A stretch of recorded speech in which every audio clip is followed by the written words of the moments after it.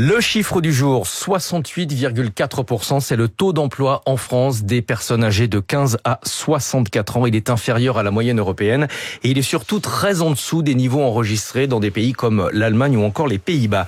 Bonjour Olivier Redoulès. Bonjour. Vous êtes le directeur du pôle études de Rexet Code. Vous venez de publier justement une étude sur le taux d'emploi, 68,4%. À première vue, on se dit que les Français travaillent beaucoup moins que les Européens. On est 2 points en dessous de la moyenne européenne et 7 points en dessous de l'Allemagne.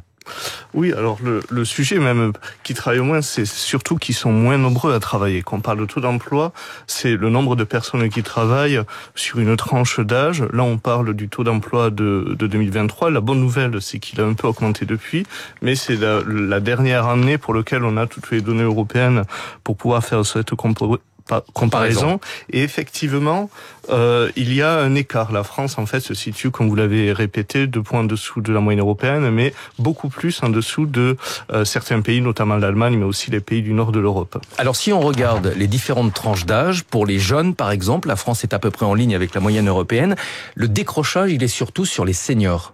Alors, sur les jeunes, je voudrais quand même y revenir avant de parler des seniors, excusez-moi. C'est que, certes, si on prend la moyenne, on est en dessous, on est à la moyenne européenne, on est en dessous d'un certain nombre de pays, mais si on regarde ce qu'on appelle les nets, c'est-à-dire les jeunes qui sont sans emploi, sans éducation, sans formation, eux, ils sont plus nombreux en France, c'est-à-dire on exclut plus de monde du marché du travail chez eux, jeunes, et c'est peut-être même d'ailleurs un souci d'inquiétude, un point d'inquiétude plus important que celui des seniors. S'agissant des seniors, vous avez raison, c'est là où l'impact, l'écart de taux d'emploi est le plus élevé.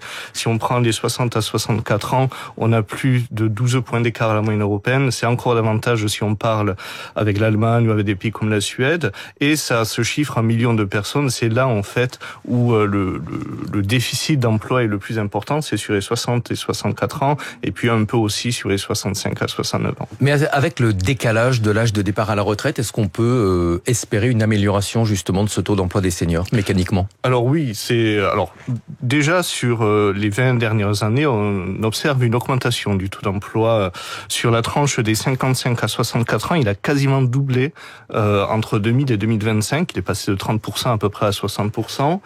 Et c'est vrai que les réformes des retraites qui ont été mises en œuvre, qui ont été décidées et mises en œuvre depuis un certain nombre d'années, on peut penser déjà à la réforme Touraine et puis à celle de 2023, vont aller dans ce sens. La réforme des retraites de 2023, avec les précédentes, en tout devrait créer 1 million d'actifs supplémentaires à peu près en 2030 et 300 000 emplois. C'est considérable et ça nous rapprochera donc de cette moyenne européenne.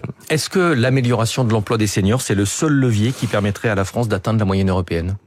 Alors, l'amélioration de l'emploi des seniors, c'est sans doute le levier le plus important en nombre, mais sous réserve qu'on mette en œuvre les réformes des retraites, c'est quasiment gagné en quelque sorte.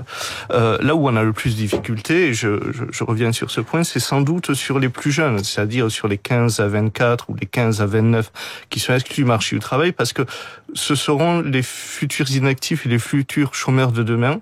Et d'ailleurs, quand on regarde sur le cœur de la population, c'est-à-dire la population qui a le taux d'emploi le plus élevé, c'est les 25 à 54 ans, certes, nous sommes un peu au-dessus de la moyenne européenne, mais nous sommes en dessous d'un certain nombre de pays, en fait, et là, on a 800 000 emplois à peu près d'écart par rapport à certains pays comme la Suède ou comme l'Allemagne. Donc, il y a de la marge à faire, on a un taux d'inactivité qui est quand même assez élevé sur ces tranches d'âge. Est-ce qu'un meilleur taux d'emploi en France aurait un impact positif, significatif sur les finances publiques?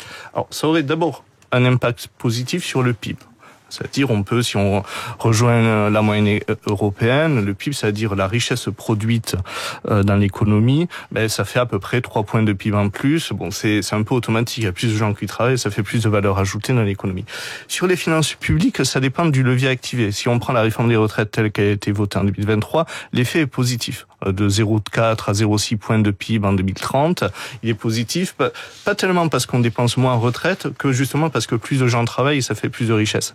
Les autres leviers, ça dépend, parce que en général, quand on va augmenter le taux d'emploi, ça demande des coûts, ça demande des politiques de l'emploi, ça demande des baisses de charges, et ça se traduit soit par des dépenses budgétaires, soit par des moindres recettes. Et donc l'équilibre n'est pas toujours automatique. Merci beaucoup Olivier Redoulès, directeur du pôle études de Rexet Code. Le taux d'emploi des 15-64 ans en France, 68,4%, inférieur